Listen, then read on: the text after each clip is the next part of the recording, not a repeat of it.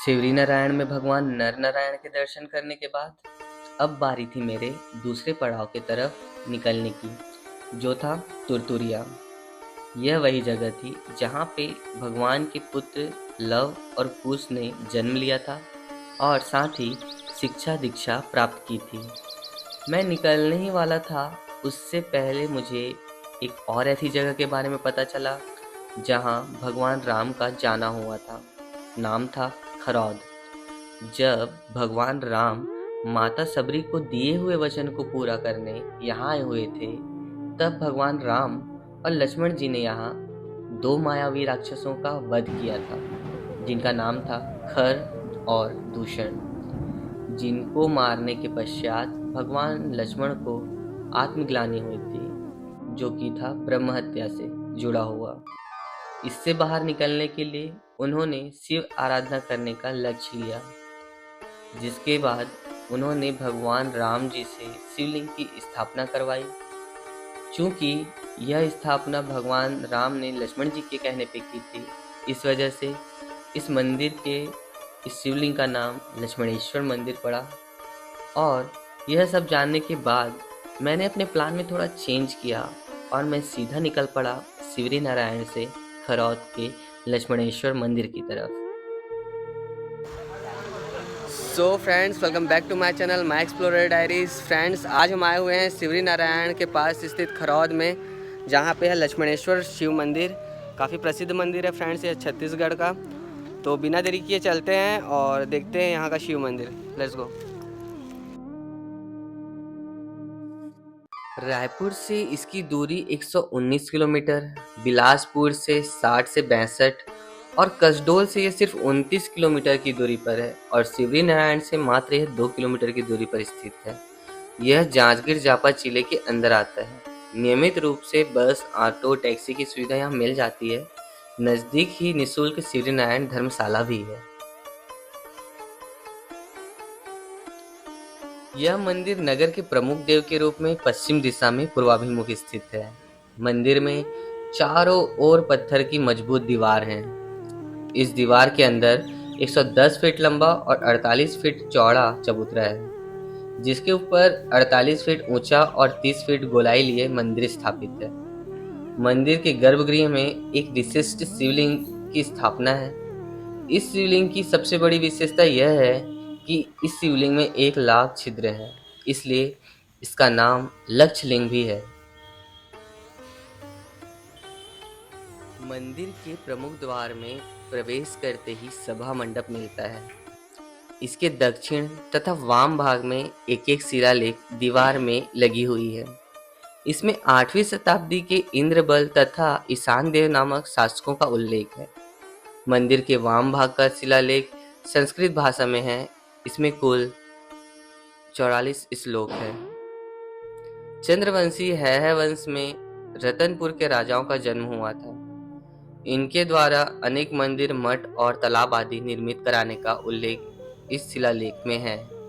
तदनुसार रत्नदेव तृतीय का राल्हा और पग नाम की 2 रानियां थीं। राल्हा से संप्रद और जिजाग नामक पुत्र हुए।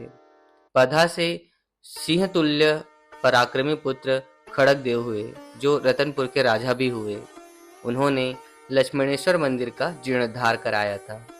मंदिर के बाहर परिक्रमा में राजा खड़गदेव और उनकी रानी हाथ जोड़े हुए स्थित हैं। मूल मंदिर के प्रवेश द्वार पर अभय पार्श्व के कलाकृति सुसज्जित 2 पाषाण स्तंभ है। इनमें से एक स्तंभ में रावण द्वारा कैलाशोत्तालन तथा दूसरे स्तंभ में रामचरित से संबंधित दृश्य, जैसे राम सुग्रीव मित्रता, बाली का वध, शिव तांडव और सामान्य जीवन से संबंधित एक बालक के साथ स्त्री पुरुष और दंडधारी पुरुष खुदे हैं। प्रवेश द्वार पर गंगा माता और यमुना माता की मूर्ति लगी हुई है। मूर्तियों में मकर और कच्छ वाहन स्पष्ट रूप से दिखाई देते हैं। इनके पार्श्व में 2 नारी प्रतिमाएं हैं। मंदिर के शिलालेखों को देखने के बाद आखिर वो मौका आया जब मैं भगवान लक्ष्मणेश्वर महादेव के दर्शन कर सकता था। मैंने अंदर प्रवेश किया और दर्शन किए भगवान लक्ष्मणेश्वर महादेव के। इसके पश्चात मुझे यहाँ के प्रमुख पंडित जी से बात करने का मौका मिला और हमने इस मंदिर के बारे में कुछ बातें की और साथ में मुझे ये पता चला कि इस मंदिर के पीछे एक कुंड है जिसे लक्ष्मण कुंड कहा जाता है और लोगों की मान्यता है कि यहाँ पे स्नान करने से लोग पाप मुक्त हो जाते हैं। सो फ्रेंड्स, हमारे साथ अभी मंदिर के पुजारी जी हैं लक्ष्मण मिश्रा जी। आइए इनसे जानते हैं इस मंदिर के बारे में। सर, सबसे पहला ये सवाल है मेरा कि इसका जो निर्माण है ये कब हुआ था, किनके द्वारा हुआ था ये?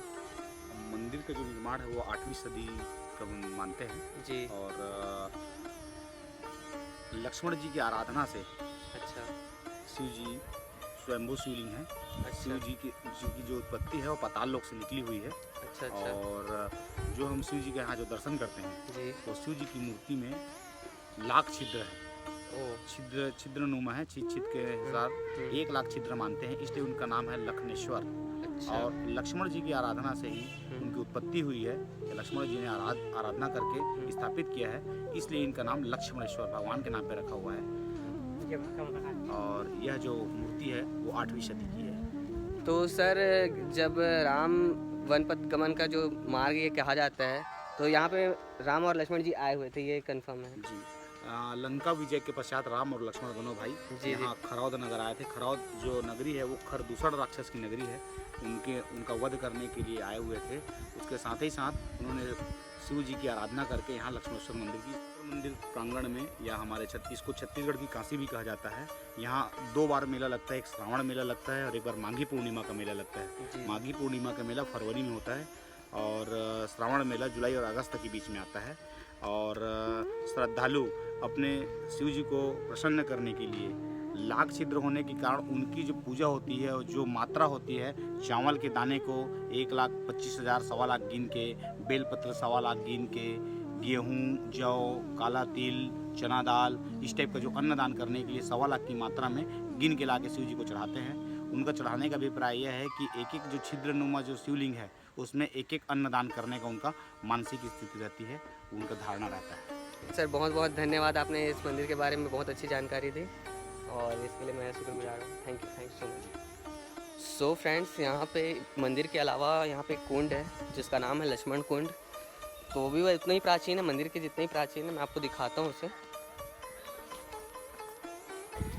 ये मंदिर है फ्रेंड्स, ये जो पूरा है, ये इमारत जो है पूरी मंदिर की है, देख सकते हैं। और इसके जस्ट पीछे में लगा हुआ है कुंड का रास्ता, तो चलते हैं वहाँ।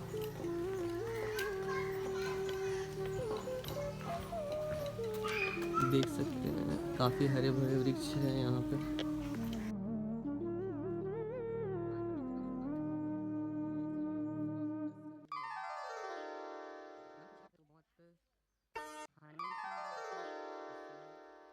और ये रास्ते से यहाँ से भी जा सकते हैं लक्ष्मण कुंड की तरफ।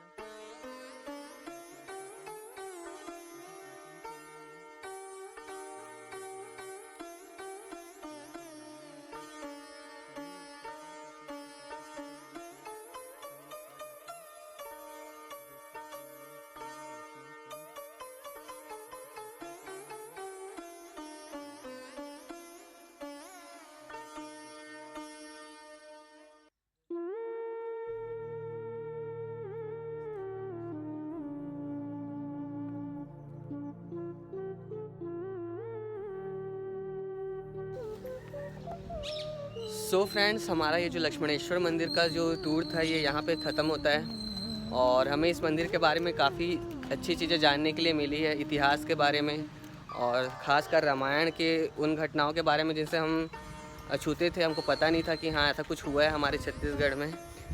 तो धन्यवाद पंडित जी का, उन्होंने जो हमें इतनी सारी अच्छी जानकारी दी थी। तो मिलते हैं नेक्स्ट व्लॉग में ऐसी कोई ऐसी अच्छी जगह में जाके। तब तक के लिए जय हिंद, जय भारत, जय छत्तीसगढ़। और चैनल को लाइक, सब्सक्राइब और शेयर करना मत भूलिएगा। Thank you.